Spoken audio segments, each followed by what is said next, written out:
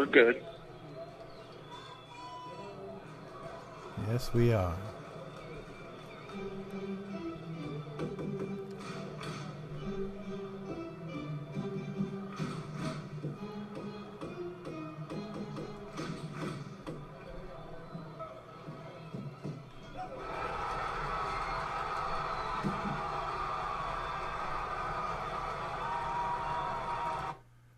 All right, Dodger fans, it's that time. If you're interested, here's the number right there, 323-664-5431. I don't know how long this show's going to be because I have things I'm going to do today. But if you call in, I'll hang with you as long as you want to talk. If you don't, I got some Dodger stuff to cover. I want to thank the people who have been watching the show live and those people who have, a lot of people who have been watching it after it's been posted and over the next day or two. So, you know, the show always started because I didn't think the fans had a voice. You don't have a voice on 570. Two of you get to speak, and then there's commercials and sponsors. Nothing on Sportsnet LA. There's blogs and podcasts and a lot of cool things where other people are talking, and that's cool. But here's the show where you can call in, and you have been, and talk. And I've talked to a lot of great Dodger fans. And we're really all about the series. Did we win a series? So my little book here tells me we're now 3-7-5. We won a series. We swept the series. Don't tell anybody. We swept the series.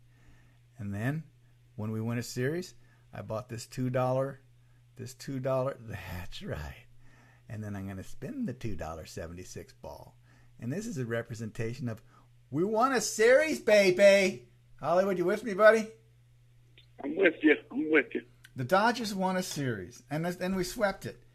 Let me ask you, I don't know if you'll remember this. Is this the first series we swept this year? I think it is. It is. This is our first sweep. Yes, it is. First sweep. It's nice. So I want to say we got William Wilson out there. We got Blue, Dodger Dog. We got some people watching. Here's a number, folks. I don't do a lot of preparation. I talk baseball. I just like chatting with baseball. I got some stuff that I do, and Hollywood will banter a little bit. This is really all about you calling in and talking and telling me what is going on. And in this particular case, I didn't get to watch usually I watch every game every inning.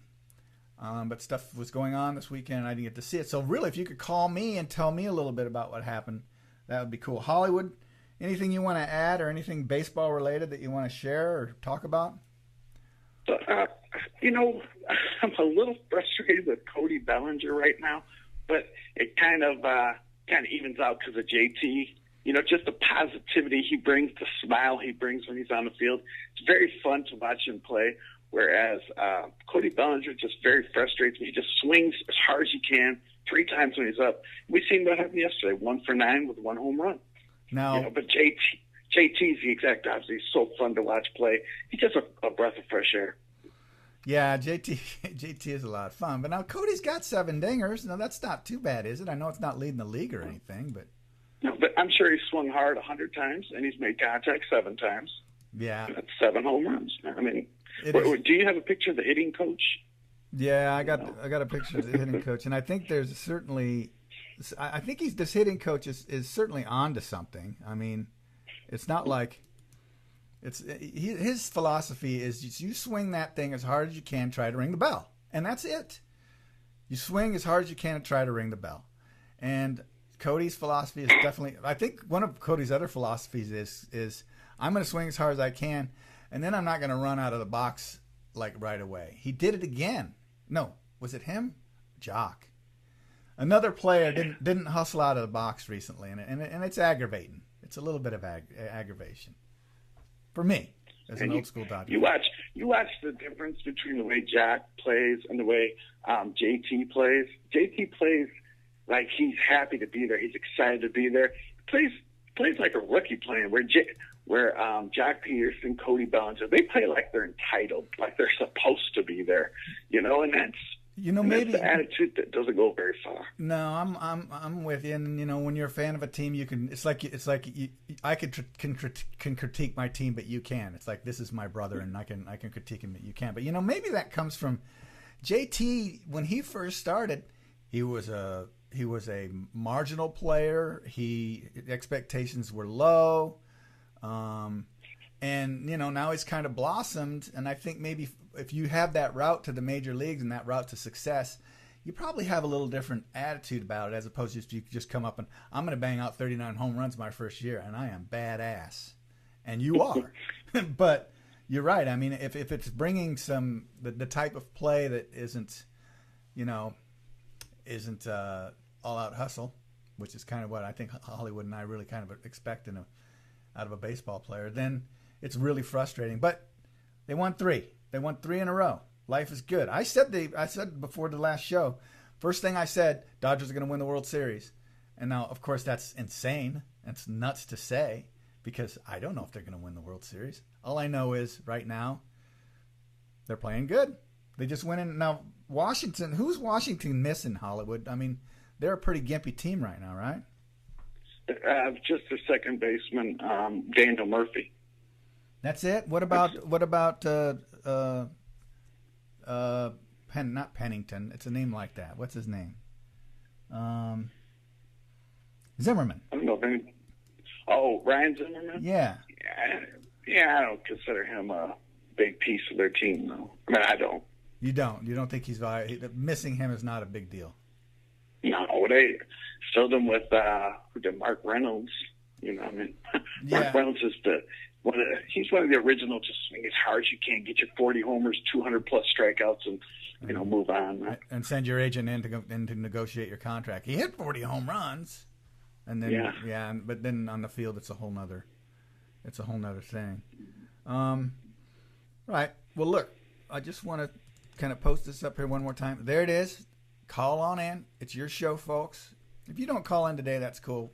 But I don't want to say that. I want you to call in, because I don't have that much to say. And I need to find out how the Dodgers did this weekend. And I'm going to rely on you to tell me, because I didn't see it like I normally do. I didn't see all of it. I did see Puig. Puig hit a couple homers. He's kind of coming around. I did see some good pitching performances. I did see a bullpen that kind of had a rebound. What else did I see? I saw a team win 3 sweep on the road. What? Go ahead. Well, yeah, when you get 2 pitches out of your starter and your bullpen shuts them down like you did. The Washington Nationals are a pretty good offensive squad. It's not like you're up against Kansas City or somebody like that. You're up against the Washington Nationals, pretty good offensive squad. Yeah. And your bullpen comes in after 2 pitches. That's saying something. Yeah, it is. It says a lot too in sports sometimes. When you don't have that pressure on you and you just kind of come in the game out of the blue, it can create for interesting, outcomes. Hold on. Talkin Blue. Hey Tom, how you doing? Hey, is this? Filbert. Filbert, how are you? Doing great. I bet you are. After that week. Yeah, I mean, I'm not doing great, Filbert, and you want to know why? Why's that? Well, I know they swept, and being a Dodger fan, that makes me happy.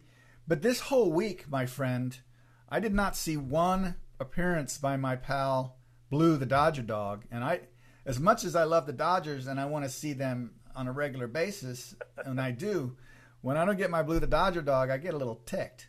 I mean, I didn't see one at one. When Blue gets ticked, he has to have a bath. Yes, I love it. Hey, I'm sorry, but let me kind of fill you in on what's going on with Blue. Is kind of working on some other projects, and Blue will be a big part of that. And you'll see Blue in places like Dodgers Nation and continue on Twitter.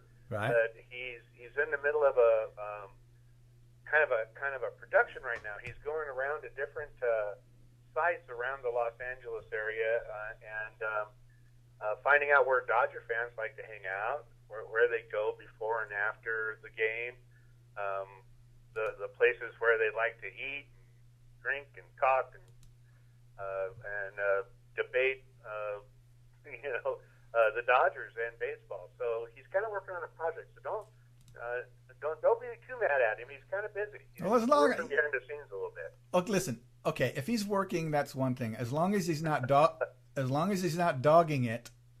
That's right. This is the kind of stuff you get. This is the kind of stuff you get on this show, folks. Call his agent. But I'll tell you what, he's enjoyed the series, and I don't know how much of it you were saying that you weren't able to catch a lot of it. I watched most of it, and my takeaway from the series, the thing that I'm kind of heartened by, is Ross Stripling. Yes, it's great. That was a great performance. He was throwing that. He was throwing that curveball like for strikes, and not only with. Sometimes a curveball you just want to get over in some way, but he was moving it around, dotting the corners with it. It was crazy. Well, what was really impressive to me too, Tom, was that he was attacking the heart of that Washington offense. Yeah. And there's some good hitters there, and he okay. You got to remember the Nats. They were 13-2. Yeah, I know. In the last 15 coming into this series. That's right. So after the performance that we had, against the Reds and against the Marlins, I mean, Blue was dragging his tail coming into Washington D.C. and the weather was a big issue and everything else. And something happened in that rainstorm. They were struck by lightning or something. Well, happened. I'll tell you what the girls at Dodger Fan Weekly tweeted out that I think became a little bit prescient was, when we play a good team, we'll start winning. And sometimes that happens, you kind of play. I know when I'm golfing with a crappy golfer, I'm a crappy golfer, but if I get out there with a good golfer, somehow magically my game gets better. You know what? That's an excellent point, and I think there's a lot to that. Another thing that I think that we just can't discount, I know a lot of people didn't want to put a whole lot of pressure on the fact that JT was coming back and that he was somehow the savior. Yeah. And I don't believe that either. But look at the difference it makes to the lineup when you have a guy like Justin Turner in it. Whether he performs or not, I do think it affects the rest of the lineup, and I think can't deny it. The offense has looked a little bit more like 2017 than it has so far this year. Am I wrong?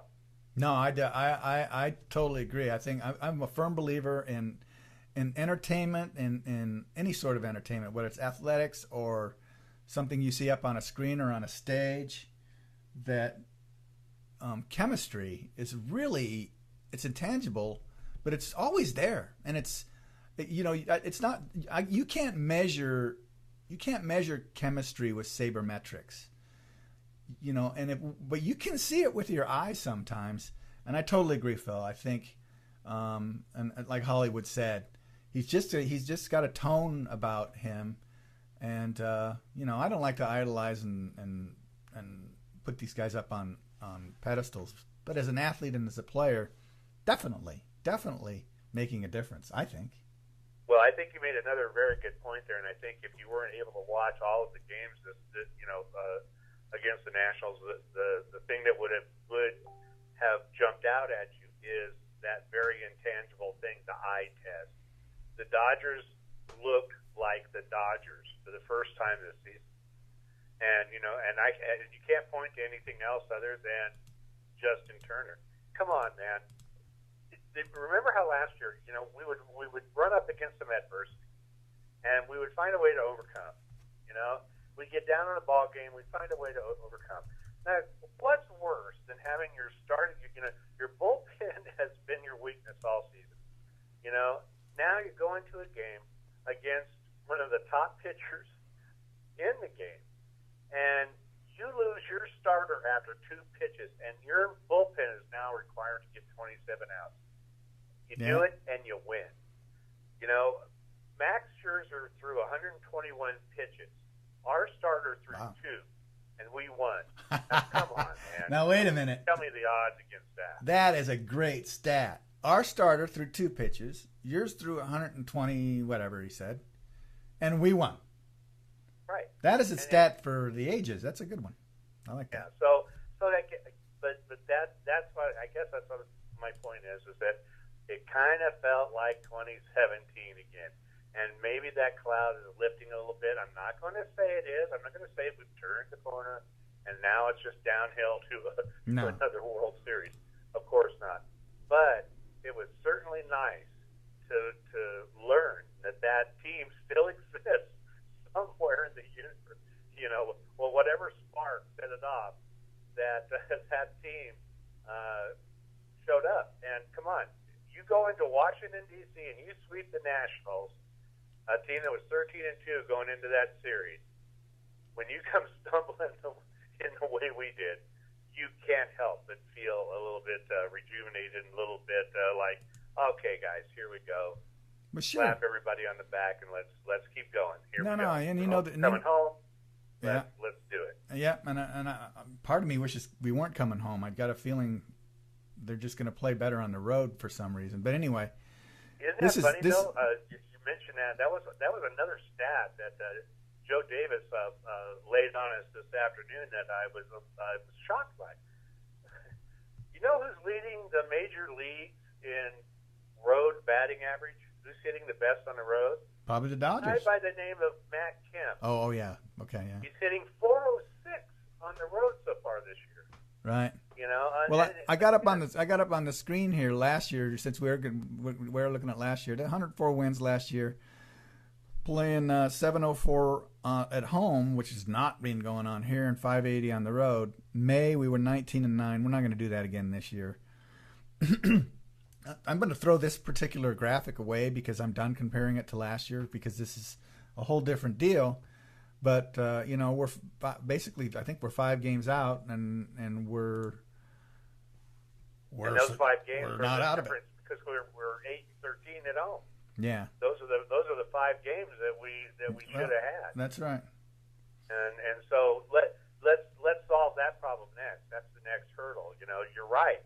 Maybe it would have been better to stay out on the road for a while, but now the challenge for this team is to come home and play the way they did last year at home, right. Or at least get back your mojo on that almost every team automatically has, is that we play well at home. Yeah, so if they can come back and they can do that, Tom, let's play the season out. Let's go ahead and play out the rest of the season. What do you say? I think so, but I want to see more. I want to see where Blue's gone. I want to see him at the shortstop getting drunk. I want to see him at Tay having the soup. I want to see him out on the street, doing his thing. So I'm gonna. Well, he went into the shortstop and they wouldn't serve him. And his ID. He finally showed his ID. He is actually 420 years old. Yeah, well, in dog years. Yeah. And it's like, come on, guys. Well, did you know that Utley is basically 420 years old in dog years too? Just so you know. I think they went to school together. I think they hung out together.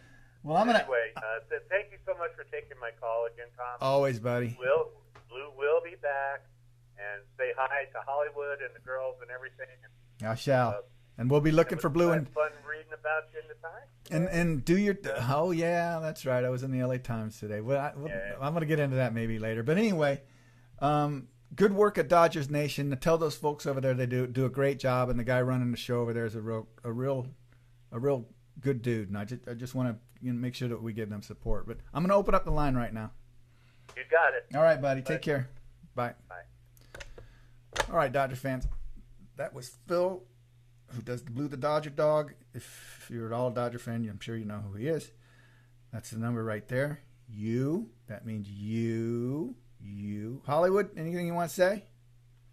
The only thing I would comment on any of that is that Justin Turner's attitude, I think, is more the difference in the lineup than it is his presence. It's more just about the attitude. Yeah, I think that's probably true. All right, hold on. Talkin Blue. Oh, hey, this is Donnie Deporte. Just Red Dog. calling in. All right, Donnie Deporte, give me your reporte. What do you got? We just swept. I mean, what's to say? I mean, really, what's to say when you think about it? This is why I don't do the show after every game, Donnie. Is because there's not a whole lot to say. You watch the show. You mean not going to sit here and repeat what Joe and Oral say, right? I take my shoe off. I can sit here. Yeah, that's very true. Can't repeat it. Just happy, though. I mean, it seems like home cooking is off, just like I was hearing before. Maybe stay away from the ravine, but all positives, all good.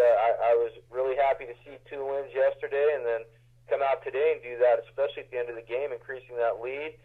Fields getting 2 strikeouts there at the ninth and, closing them out really good. It wasn't one of those nail biters where you're up by 1, they tie it in the ninth, go into extra innings, and you lose with a walk-off or something. It sure takes a lot of the stress off the relievers when we can have a game like that. They get to come in and kind of, find their groove instead of having to kind of hit the mound with their groove, and that I think that's very helpful, very helpful. Oh yeah, amen. And then on top of it, the D-backs got swept by the Mets, and as we're looking right now, it's like Colorado's going to take the Giants out, but it's still early in that game. But 5 games out of first, and a lot of baseball to play, like the old corny slogan goes. But at least it's on a positive, and hopefully it kind of comes back to life as soon as we get all our pitchers back healthy. I look forward to that. Hopefully they can adjust and get back in their groove, because it looks like the bats are coming back, which has been so much missed this season. And we kind of have been focusing a little bit on Turner's impact on that. What's your feeling about that, Donnie? Well, just like I felt Doc Peterson in the postseason last year was a spark plug, Justin, it seems, is like a glue to bring the pieces together. It seems like they rally around him, regardless if it's his presence or some type of energy. Because one of my biggest concerns at the end of last year, when everybody was talking about their big free agent wish list and throwing all these dream players in, a roster of 110 of the best in MLB, was the chemistry. And then I was a little bit concerned about Matt Kemp's chemistry coming back, but that wasn't anything. Everybody really likes him, and he seems to be fine. But missing Justin's chemistry that was there just last season, I think, is fantastic. It seems like it's coming on. Everybody's, doing what they normally do. I'm seeing a little less swinging for the fence. We're seeing hits put down the baseline right over third or first base. Yeah. So instead of trying to hit the wall every time, but there's still some of that going on. But when you got guys on base and you move them forward, that's the strategic way to win a game. So I think Justin's chemistry is huge. And Justin's a bargain. You'll see on this chart here, Justin gets $12 million this year, $19 the next year, and $20. So we got him locked up for a little while. He seems like he's 33, so that puts him out to year 36. But that's a pretty good bargain. You get a guy that can come along and affect the team that way for that price, as far as I'm concerned. That's a good signing. Like I remember when he re-signed him and Kenley at the same time. I was happy for that. But those are intangibles that could be like locker room, clubhouse presence, and just the effect that goes there. And that's valuable, too. A lot of people are very stat crazy and everything of that nature. But those other things we can't see, we're not there. That could be a whole lot. And I could just think maybe that's a positive.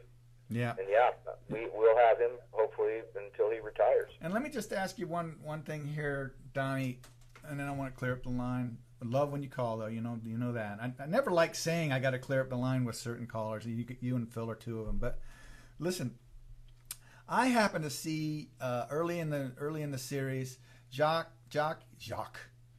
hit a ball the other way, which I always like. High pop up, kind of looked like it was going foul. Drifted back fair, hit the line. He should have been standing on third, but he's only standing on second. And, I know it's like I used to be frustrated by my dad. I'd go 4 for 4, and he'd say, well, why did you make a bad throw? So I'm focusing on the one little negative. But he didn't run the ball out, and why doesn't he get the same treatment Cody gets? I don't know if you saw that play, but he just kind of thought it was going to be foul. And I saw it, and I guess probably because Cody's got more of a spotlight on than Jock. Jock's kind of in and out, depending on the pitching lineup, and that's a good point. And he didn't get the same treatment as Cody did, at least not yet. I don't think Doc's going to take any brushback from the media or anybody pointing it out, but especially after a positive, and Doc's all about the positive energy, so perhaps while they're winning, he's just going to probably not address that, at least publicly. Yeah, but okay. That's a very good point. I think you're probably right, and that's a pretty good rationale for not taking. And speaking of Jock, a little while ago, we posted up on Twitter. I think Dodger Fan Weekly was the first one to post up on Twitter. Jock has a tendency to do this weird thing when he's batting, where he grabs his jock, and so Dodger Fan Weekly posted, and then it became a bit of a dialogue, and then it got to be funny as they were covering the thing. They would always cut to a camera angle and not let you, as if you want to see it, but just not show it. And so it became kind of comical, and the absence of them showing it became even funnier. So then a couple other people started, putting it out. I think Ron Cervenka put out a tweet of Jock doing his thing. And then it got me to thinking. I don't know if there's a time lag here, but you'll see it in a second for the callers. But it kind of got me thinking. There was a guy named Aaron Hollywood. Do you remember a guy named Aaron Rowan? Oh yeah, Aaron Rowan also. Do you remember his little approach for the batting? What he would do when he was batting? Same thing, but from the right side. Well, almost the same thing. I'm going to put it up on the screen here. I mean, he would sit literally with a bat like you're seeing it right now and just kind of waggle it back and forth. And he'd look at the pitcher like, that's right. I'm up here. I'm going to smack that ball. Yeah. You I see those, and I noticed a lot of those are posted with Jock above the waist with his back arched. but on the screen now, I have Aaron Rowan. Hollywood, can you see it? I see Aaron Rowan, too. Yeah.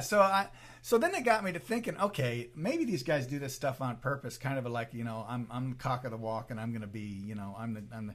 But then I started wondering, okay, if the bat's going to represent that, what is this guy trying to say? I mean, and you'll see it in a second, guys. But what is this guy trying to say with his whole approach with the bat? I mean, if that's what's going to be, I'll wait a second till you guys can see this, and you can have a quick comment. I'll hold. Perhaps it's a routine for good luck. Who knows? Or it's an extension of themselves. Okay, that's literally. Yeah. I mean, really, that's Craig Counsell, and it's like I know, Jock would do his thing, and Aaron Rowan had his thing, but what is Craig Counsell? I mean, that's a little bit over the top, dude. Come on. Yeah, that's boastful and wishful thinking. Yes, thank you. I thought he was He-Man. By the power of Grayskull, I have the power. Maybe nobody gets the reference. See, you're of a different generation. See this gray hair right here, buddy? I don't know who He-Man is. All right, Donnie, what else? He was in cartoons when I was like in junior high or high school. Oh, really? Well, then I should. Yeah, I know what he's talking about. And then He-Man would lift his sword way above his head. But, but I wasn't looking at. I wasn't. Symbol here. Yeah. All right, Donnie. Anything else? No, I'll try to catch you guys during the week. Hopefully we'll have some more positive sweeps. And Sweet. Like I said, I never knew how much I missed hearing Randy Newman during baseball season. It's been great to hear him every day here. Yeah. I love L.A. All right, buddy. All right, you guys be good. Take care. Call back. All right, the line's open. Line's open, Dodger fan, if you want to call. Barbara Lee, Cuba, Puerto Rico. If you're out there, give us a ring. Hollywood, anything on that? No. Okay. All right. I'm not going to touch any of that stuff. Yeah, I don't blame you. I'm going to go to the Oracle real quick, Hollywood. Okay. I'm connecting Clayton Kershaw to Steven Strasburg this time because basically I'm looking at a couple pitchers who are somewhat injured, who have kind of recently been battling some injuries. Am I right that Strasburg has battled injuries a little bit in the last couple of years? His entire career, he's battled injuries. Yeah. So I'm hoping Oral doesn't go that way. But you can connect these two great pitchers with one player, and that player is Jerry Hairston. Jerry Hairston is one of the greatest baseball players of all time.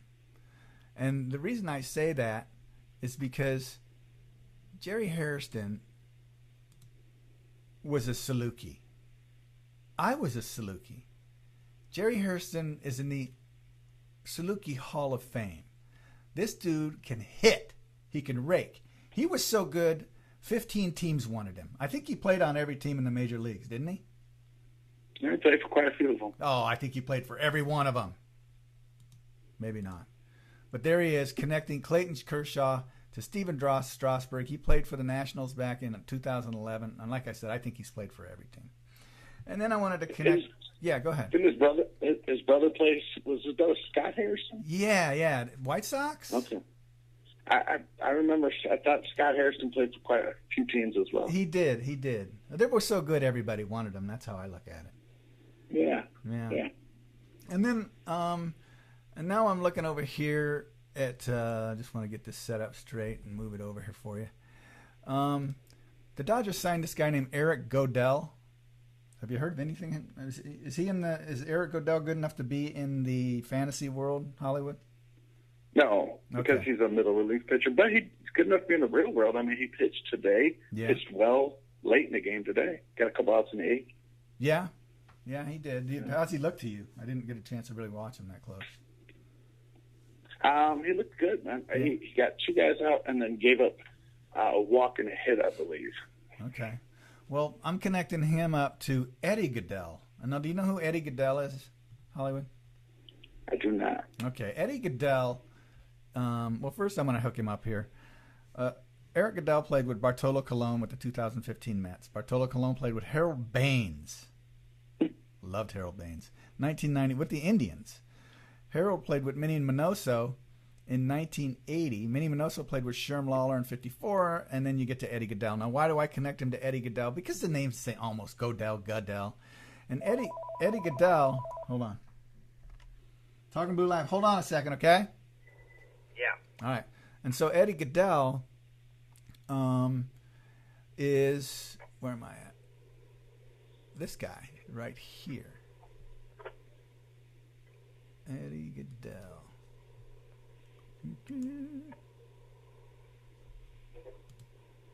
This guy. Bill Veeck, an old owner back in I don't know what year it was, decided he needed to get fans in there, and he would do stunt casting in Major League Baseball. And he put up this little fella named Eddie Goodell to go up, and I think Bill Veeck got fined. I talked to Bill Veeck on the phone once. I read his book, and in his book he said, "I'm connected to the fans, and I think the fans should always be there." And I called him. I picked up the phone and called Chicago Information, and I said, "Is this Bill Veeck?" He goes, "There's only one of me." And I said, "I just read your book. It's called Veeck is in Rec." I said, "I just read your book, and you said that people could call you, so I tested it out, and I'm calling you." He goes, "Okay, that's good. Are you a Cup fan?"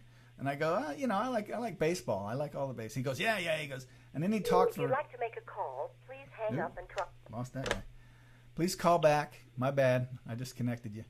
And then, so Eddie Goodell is basically a guy that they put up in baseball, kind of a stunt character that Bill Veeck put up years ago, and I felt like it was a nice little story that I wanted to share, and the fact that I talked to Bill Veeck.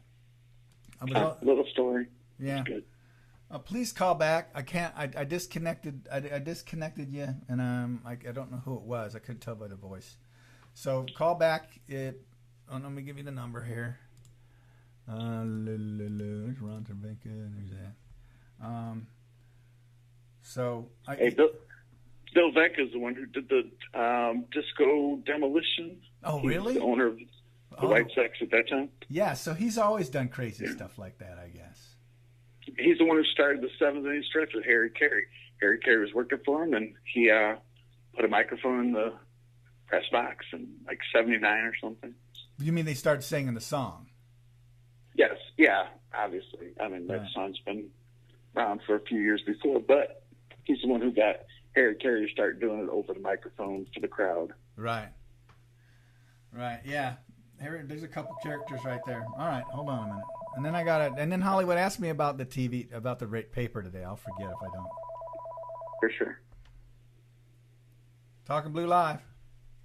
Hey, Tom, Ron Cervenka. I didn't mean to cut that guy off that you cut off, but no sweat. He'll hopefully he'll call back.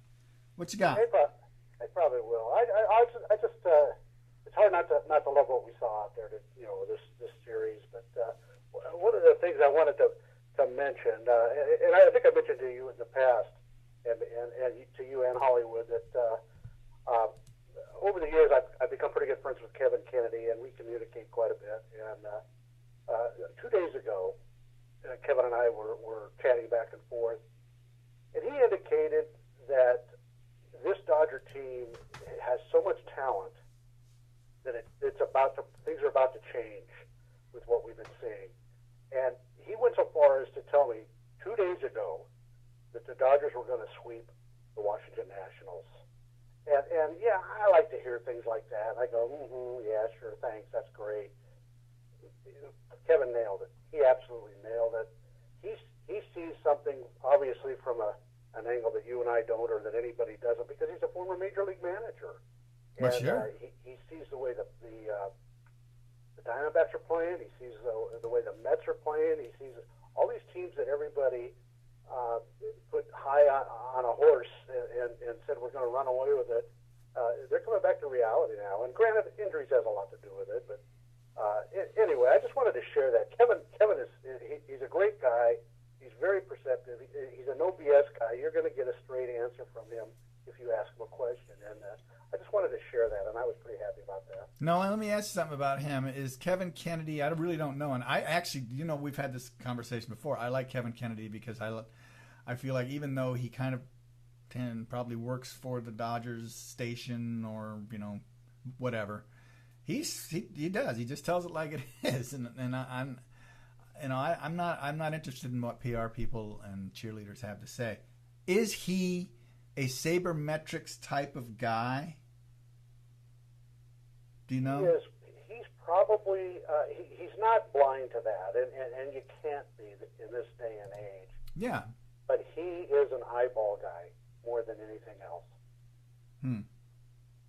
So he's not a slave to sabermetrics, but he certainly will use them when he can. He does his homework. I mean, he researches.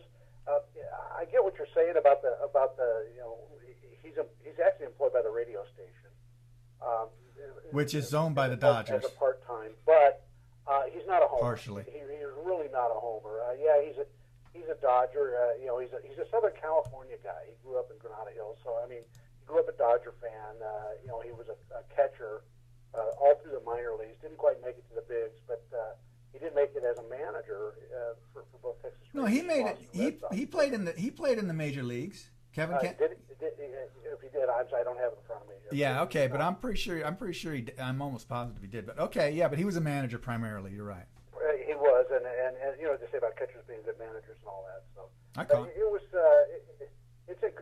just encouraging. It was like a breath of fresh air. I wrote an article on it. I said thanks, we needed that, like that slap in the face. Well, so that was kind of fun, and it's good to hear. Oh, by the way, he's going to be on the air next weekend. I guess Charlie is going on vacation, so Kevin and Rick Money are going to be doing the home broadcast, the weekend series coming up against the Padres. So for fans that do enjoy listening to Kevin, and I'm certainly one of those, he gives a really, really good in-depth perspective, more so than the rah-rah stuff that you hear from some of the other personalities on the radio. Well, yeah, that's cool, and that is good news. I'm gonna miss Charlie Steiner. Okay. I said I'm gonna miss Charlie Steiner. Yeah. Okay. All right, you want to move on, don't you? Hold on, before you let me try something else here, Ron. Here we go. Remember the last time you were on, I had you look at I wanted to ask you remember we talked about the primary second baseman? I have this thing where the primary first baseman who's played first base for the most seasons for the Dodgers was Gil Hodges, like 13. And then we did the primary second baseman. You had a couple good guesses. You said Steve Sachs. In other words, who's played the most games, and it isn't literally the most games because it's per season, but who's been the primary third baseman, this is the new one, for the Dodgers over the years, who's been the most often been the primary third baseman? Does that still make sense to you, Ron? Yeah, it does. And it's tough to not go with the Loach Russell Garvey State thing, but I'm going with Jim Gilliam. Jim Gilliam at third base. Really? He played so many at second, though. But all Yeah, right. He played more. He did, but yeah, I guess you probably got me there. No, no. Yeah, now I think about it. No, but he's on the list, so it's not a dumb. It's Oh, not. okay. But Okay. remember I last just remember time. as a kid playing third base. Last time you guessed Saxey for second base. Now this primary third baseman, remember it ended up being Lopes, right? So now if you think about, and you said, oh yeah, the team. Who's the primary third baseman? Well, if you got Lopes, Russell, Garvey, and Say, it's going to be Ron Say. That's right. It's Ron Say. He has played.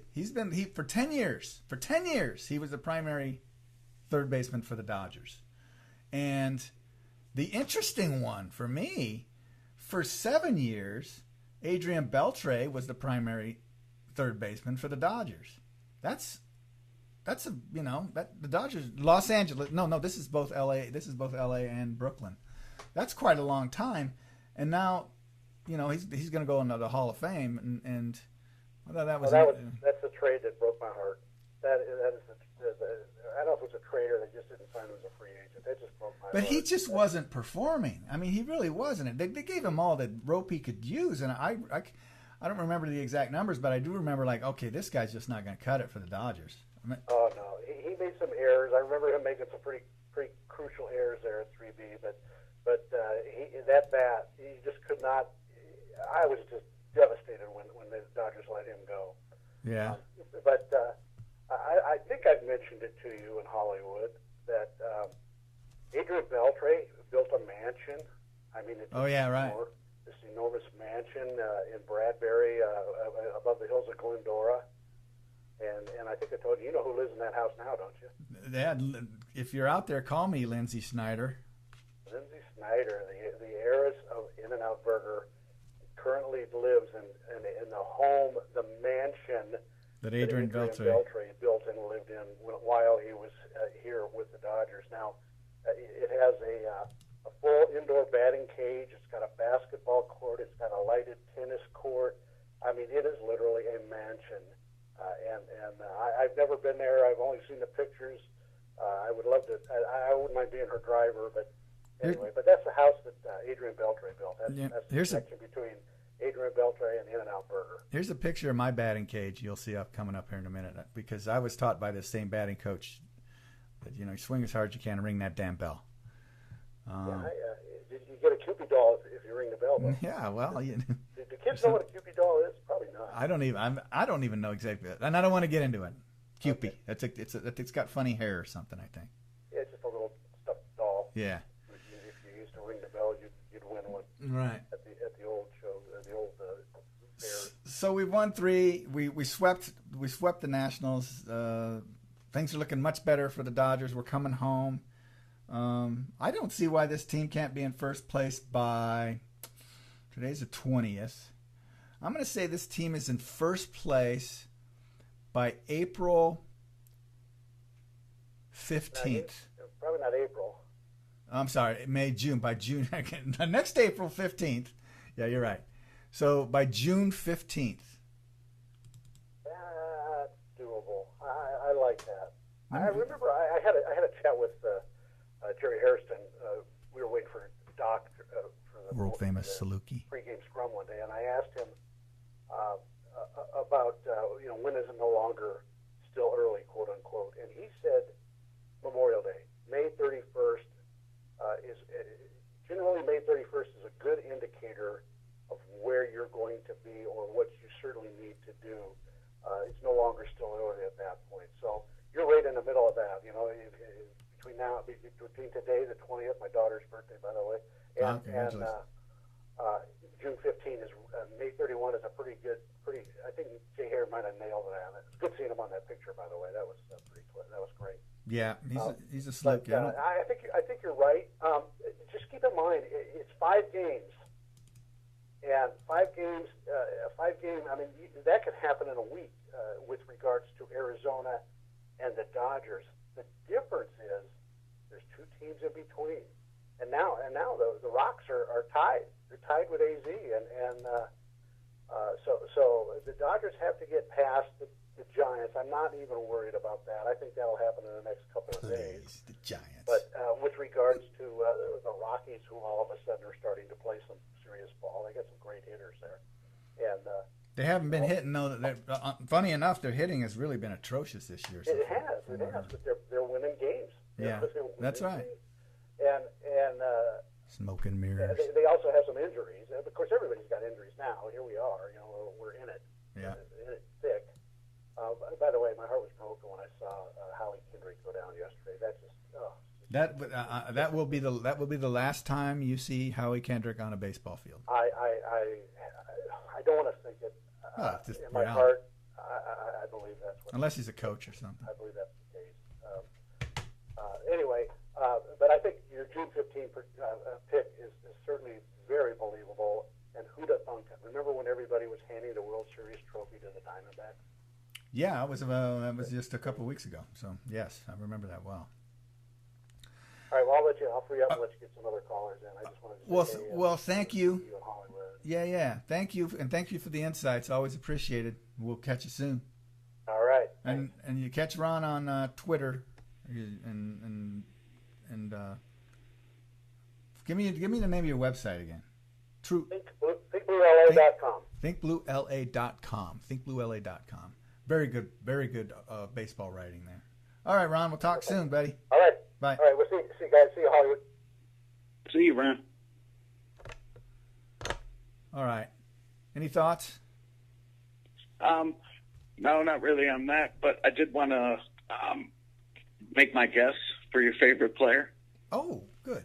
My favorite Dodger. Not an easy one to guess. That's right, your favorite Dodger. And you know what? I think under the circumstances, you should get one guess from here on out. I'm sorry. Yes. No. You get one. You get one. You get one guess from here on out because that's just the way it's going to be.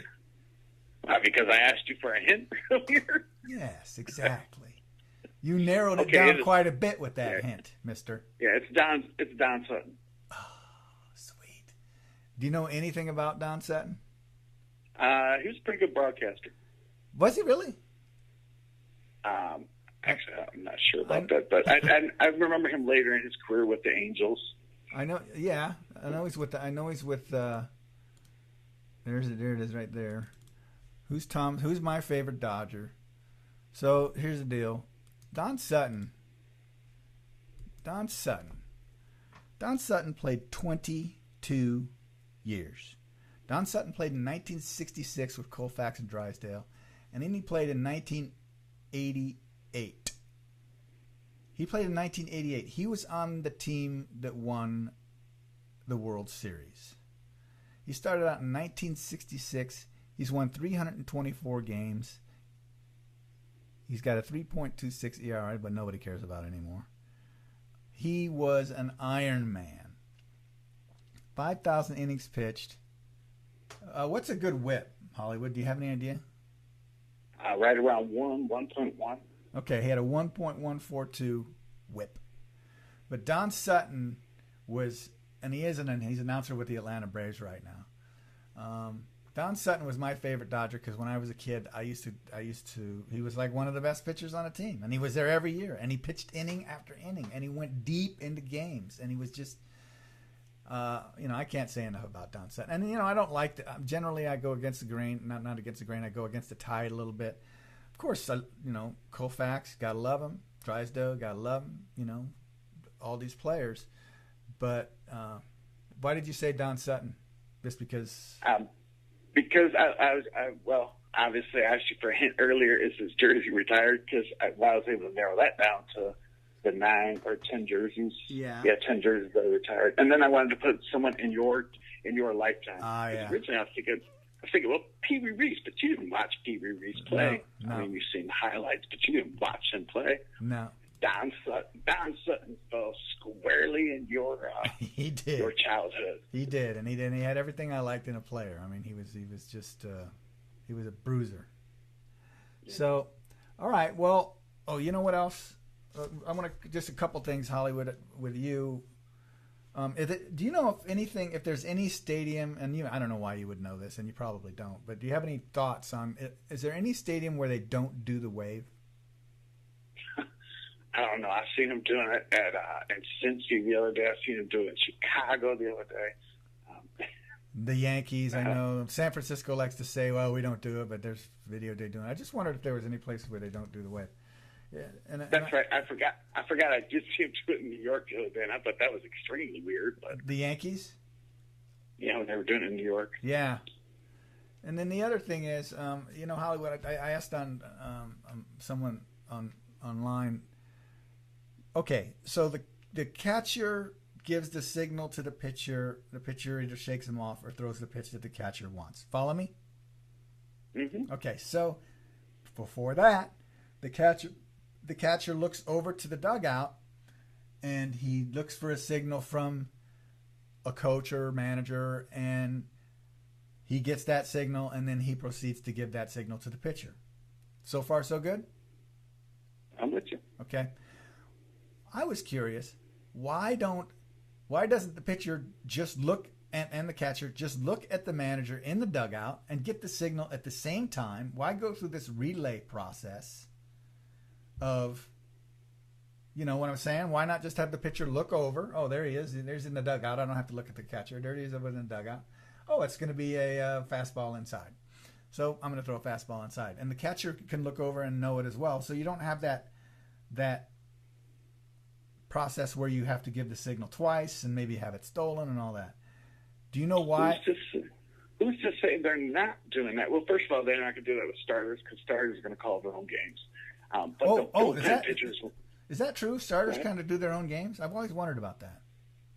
For the most part. Now, Okay. there are young pitchers out there, I'm sure they don't. But for the most part, the established starters are going to call their own games. Oh, okay.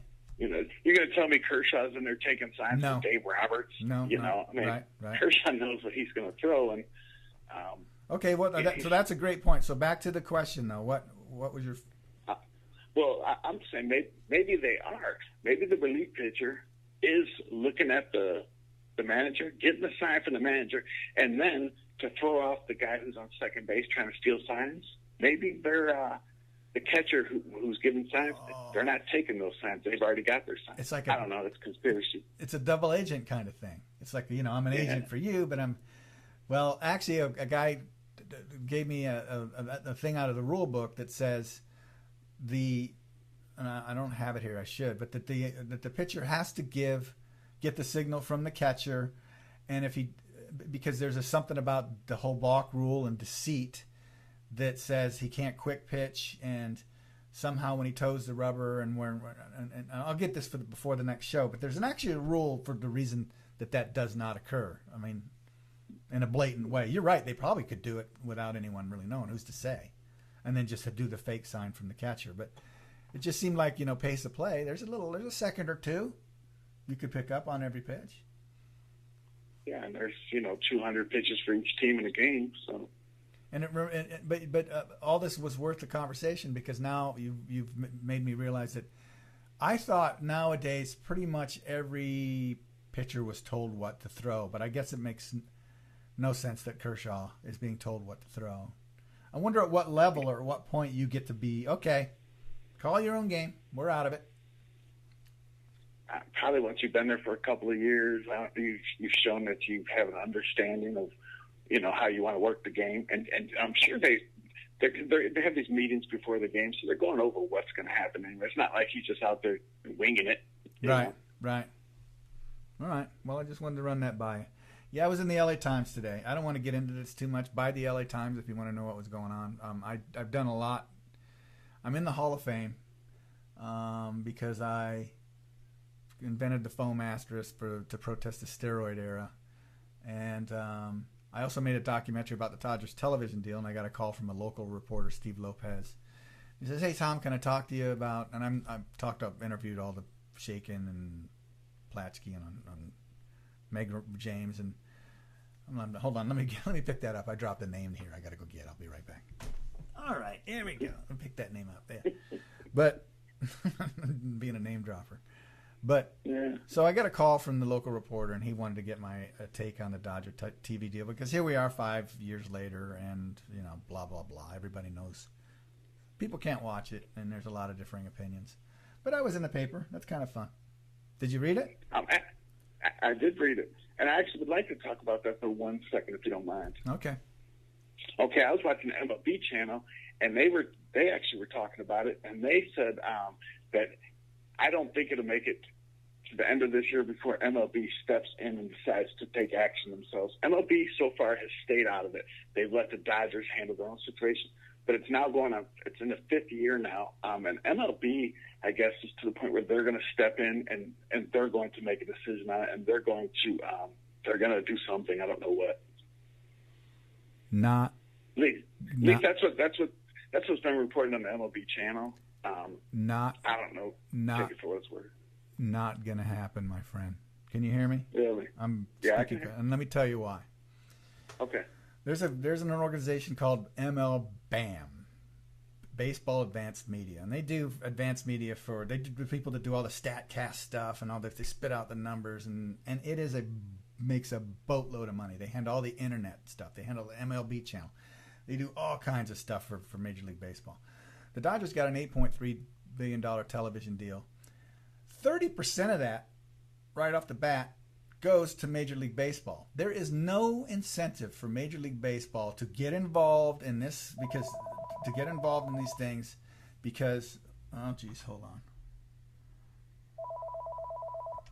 Talkin Blue Live. Can you hold on one quick second? Yep. Who's calling? Hey, it's Frank Talk LA. How you doing? Hey, Frank Talk LA. Hang on, man. I'm just finishing up a thought, okay?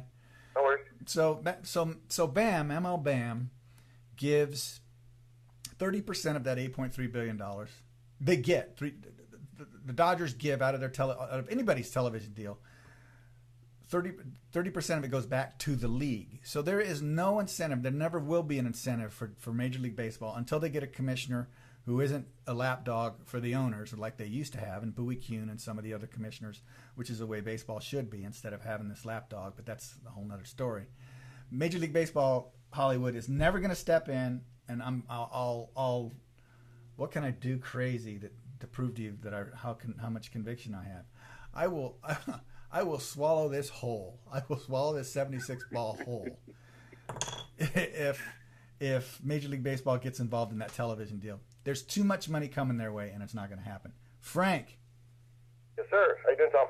I'm doing good, man. We're kind of getting off on all kinds of tangents today, and it's my fault. So, what do you got Dodger-centric for me? Well, it looks like might be turning a corner here. I'm sure that's been a heavy theme. I mean, right. It's obviously a lot more pleasant sentiments the last few games. For sure. I think personally, just kind of projecting the season out. I mean, the offense was always gonna regress back to the mean and perform. I also think that the starting pitching would as well. Now, obviously, the injury bug has been really, really brutal. But it's the bullpen. The bullpen's going to be the big question mark. Outside of Kenley, who looks to be rounding into form, what do the Dodgers really have? And that's going to be, I think, the major theme the rest of the season. And there'll be some good spells and some bad spells. And I think that'll be what needs to be addressed at the trading deadline, presuming that the Dodgers are still in it at the time. And I can't think of an easier need to fill on a Major League Baseball team at the trading deadline than middle relief pitching. That really is generally because you can get a starter to kind of back off and handle it. You can even go get a closer and plug him into the eighth inning slot, or just go get a really good middle reliever who's performing very well that season. Middle relief is so bizarre to me because from one year to the next, you never know who's going to be a good middle reliever. Yeah, I mean, it always is a question mark. I mean, last year's dominant middle relievers are this year's guys who get DFA'd, you know what I mean, across the league. So it's, I mean, those are two ends of the extreme there, but just to emphasize that point, you're right, it's always a question mark. Yeah. And, I don't pay too much attention anymore these days to the naysayers and those who like to point out the moves that don't work out, especially when it comes to middle relief. Yeah, because that truly is a crapshoot. Hollywood, is there anyone that in middle say middle relief is a place that we do want to go try to get some help at? I know the trade deadline's off, but is there anyone that looks like a prime candidate to be let go by a team as a middle reliever that could help out a playoff-bound team? No, because any team with any good middle relievers is a playoff-bound team. But what about? I mean, there are teams that have closers. That's that might be today. available. We don't know what that looks like in 2 months. Well, True. who's the Cleveland guy, the left-handed dude who's kind of getting racked around right You're thinking now? Andrew Miller? Yeah, they're not going to let him go, I guess, are they? I couldn't see that. I know he's in a contract year, but I can't see Cleveland party when Cleveland's a contender. So Yeah. Well, maybe yeah, I guess my feeling is if Cleveland somehow slipped back and wasn't, which I do not expect, a guy like that would be someone that you could pick up. I just do feel like, so Hollywood, you're not agreeing with my point that maybe middle relief is kind of an easier way to help a team out at the trade deadline. Necessarily. They're going to have to get a closer and turn him into a middle reliever. But there are teams that have closers that are going to be available. Yeah. Look at Kansas City, Herrera. He'll be available. Maybe San Diego, Brad Hand. I don't know. He might be available. Right. Okay. and then you don't know what comes up from internal options. You know what I mean? As far as within the system, to come up to potentially fill a role in middle relief as well. Is this Kohler kid supposed to be coming up? Kohler? Or I don't know that he's a kid. Tom Kohler, guy we signed in the offseason. Everybody's a kid to me, man, but I hear you. Yeah, I mean, he's a former starter who was signed to specifically help the bullpen. Right. I don't know where he's at with his injury and projections to return, but yeah, they get him back at some point. Who knows what he'll bring to the table, though, coming in, joining the middle of the season. But yeah, I mean, there's plenty. There's a plethora of pitchers in the Dodgers system, and if one or two can pan out as a help, I mean, that's also something to keep in mind. Right. Hey, Frank, I got a thing up here I want to run with you. It's called It's Question of the Day, and I show you a list of something, and you tell me what it's a list of. You're on about a 9-second delay, so people watching here, you're going to be able to just kind of hear it before Frank gives his answer. So here it is. I mean, which one do I want to do? Let's do this one. Okay. So it's up there now. When it comes out, Frank, I'll give you a second or two. But basically, I'm wondering, what is this a list of? Let me see. I'm going to try something here. I'm going to move this on the run. Okay, so you're putting something up. I'm not actually watching at the moment. Oh, you're not? Okay. No, sorry. Well, that changes everything. So I'll read it to you. 1962, Maury Wills. 1963, Sandy Koufax. 1974, Steve Garvey. 1988, Kirk Gibson. 2014, Clayton Kershaw. What is that a list of? Wow. Is this NL MVP? Oh, nice. That is all the Dodger MVPs. All the Los Angeles Dodger MVPs over time. 62 Maury Wills, 63 Sandy Koufax, 74 Steve Garvey, 88 Kirk Gibson, 2014 Clayton Kershaw. Should have been more than that anyway. And yeah. But so 1, 2, 3, 4. We've had 5 MVPs over the years. Not bad. Good guess. You know what you win, Frank? You tell me. Nothing. I got nothing for you. Hey, who's an attaboy? All right, attaboy. Attaboy, Frankie. I'll never get tired of hearing that. Heard it all my life. Have you? So I don't want to get off on a tangent here too much, and I'm going to let you go and clear up the line unless you got something else to say. But are you an artist? I mean, like drawing and. No, I mean, like, do you run an art studio, or do you? Or is that you that I was looking at the other day? And no. Probably not me. No. Okay. All right. Oh no, that might have been Andrew Sanchez. Oh, okay. Okay, it's someone else. All right, but what else, Frank? You're doing your podcast, right? Yep, doing the podcast. Just playing along there and enjoying this turnaround right now. So I thought I'd call in and it's been we'll sweet. at the end of next series. Are you guys? Is your podcast related? Did they promote it on Dodgers Nation? affiliation with Dodgers Nation, except, just a fellow Twitter blog. Right. Dodgers Nation is pretty big, it seems like, within the Twitter world, I think even Facebook.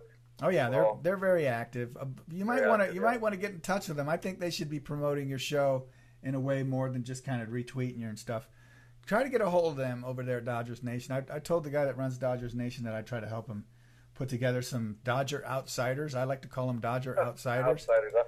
Well, I guess I give a little plug to Ravine Fiends. It's another Dodgers blog that I help out. It's run by Vince Samperio, and oh yeah, that's another one. He does really good work. If you follow him on Twitter, he's always quick to get the highlights up, and I'm in game. Within a half inning, if the Dodgers have scored, the highlight is up. He'll post it and live tweet every game and things like that. So. Yeah. He and I are in contact, and he's at some point going to kind of give me a ring and shares Dodger Nodgers. Vincent Samperio with Ravine Fiends. Right. I got him up. I know you're not looking, but I got him up on the screen right here because when he does call, I'm gonna have this ready for that Dodger fan. So, all right. Anything else, bud? That's it for today, Tom. Appreciate you guys. We'll talk to you next one. You got it, man. Well, like I said, April 15th, we're going to be in first place. I mean, not April. I mean next year. June 15th, we're going to be in first place. You heard it here. Heard it here first. All right. Take care. Hollywood, the nice thing about making predictions is if I'm wrong, nobody's going to care. If I'm right, I'm going to ring that bell, man. I'm going to let everybody know it. That's exactly right. And if you're wrong, just don't talk about it again. Who knows the difference? But anyway, were you satisfied with my explanation a little bit for why I don't think Major League Baseball is going to get involved in the Dodger television deal? Kind of, but not really. Okay. And here's why. All right. It's because it's expected future gains that you're going to lose. And I get it. Major League Baseball, I don't think is so short-sighted anymore to only look at what they're gaining now as to where the future of the game is going. And they understand that you're losing baseball fans by not being able to show the games to certain audiences. Do they understand that? Go ahead. Do they understand that?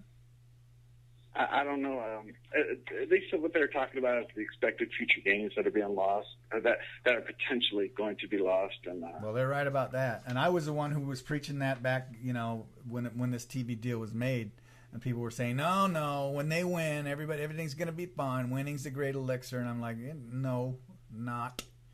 They are. Nobody can see the winning. Huh? I said, not if nobody can see them win. Well, yeah, but that's true. Expected future gains. They are losing. I know. I actually know people and fans who are now watching the California Angels, and Mike Trout and Shohei Ohtani, and Here's the thing about that is these kids who are growing up right now and they're not able to see the Dodgers and see how good the Dodgers are turning over, and they're watching this kid Mike Trout play. Mike Trout's the best player in baseball right now. So. And kids are very impressionable, man. So they're going to start to like the Angels instead of the Dodgers. Those are fans. I mean, those paying customers in 10 years that they're losing them. Yeah, and I know. And I was splitting my skull in half trying to get people to accept that as a reality when I made my documentary about the Dodgers TV deal, which it's called Moneyball 2, TOO. I don't push it a lot on this show because I don't want to turn this into a negative thing. I want this to be about loving baseball. But it's called Moneyball 2, TOO. I was in that paper today. This is an article that was written, a couple years ago about it by a guy named Chris Erskine, great baseball fan. So, anyway, that said, we'll see. We'll see about the TV deal. Anything else you want to add before I kind of start wrapping it up here? Happy birthday, Shirley Jordan. It's your birthday today. Happy birthday. Mother. That's my mom. Yeah, you're right. Happy birthday to Shirley Jordan. Thanks for reminding me. Now I got to get on the phone and talk to her. Which I totally look forward to. I don't know why that sounded like it was going to be a problem because I just love talking to mom.